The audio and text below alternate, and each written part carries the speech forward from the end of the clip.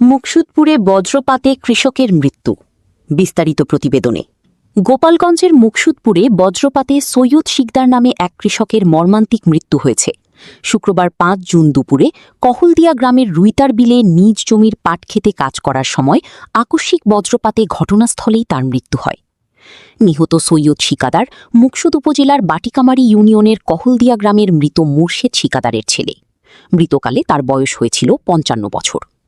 স্থানীয় সূত্র জানায়, দুপুরে হঠাৎ আকাশ মেঘাচ্ছন্ন হয়ে বৃষ্টি শুরু হলে তিনি মাঠে কাজ করছিলেন। এ সময় তীব্র বজ্রপাতের আঘাতে তিনি নিখোঁজ হন। দীর্ঘক্ষণ বাড়িতে না ফেরায় স্বজনরা খোঁজাখুঁজি শুরু করেন। পরে সন্ধ্যায় রুইতার বিল থেকে তার মরদেহ উদ্ধার করা হয়। উদ্ধারের পর তাকে ভাঙ্গা উপজেলা স্বাস্থ্য কমপ্লেক্সে নেওয়া হলে কর্তব্যরত চিকিৎসক তাকে মৃত ঘোষণা করেন। ভাঙ্গা উপজেলা স্বাস্থ্য ও পরিবার পরিকল্পনা কর্মকর্তা ডাক্তার তানসিফ জুবায়ের জানান, হাসপাতালে আনার আগেই তার মৃত্যু হয়েছে। বজ্রপাতে তার শরীরের একটি অংশ পুড়ে গিয়েছিল। আমি হলো বাটকিমারি থাকি।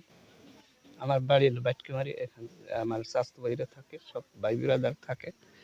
কিন্তু আমি রাত্রে মাগরিবের নামাজ পড়া আমরা চা খাইতেছি বসে নিজেরা চা খাইতেছি। চা খাওয়ার পরে আমার এক পুত্রবধূ সে এসে কইলো যে কাকা খবর রাখেননি? বলে না, খবর তো আমি রাখিনি, আমি তো ছিলাম না। কয় যে সৈয়দ কাকা মারা গেছে। কে? বলে ঠাঠাফুড়ি মারা গেছে।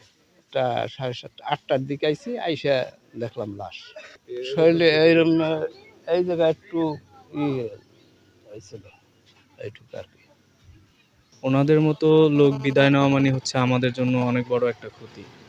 আসলে উনি তো একজন কৃষক ছিলেন। সো ওনাদের যে জেনারেশন, ওনারা অনেক কষ্ট করে গেছেন দেশের জন্য। আমাদের এই জেনজি বা এই জেনারেশন তো ওইভাবে কষ্ট করছে না। তো আসলে সব মিলিয়ে আমরা একজন দেশের নিরলস যোদ্ধাকে হারিয়েছি।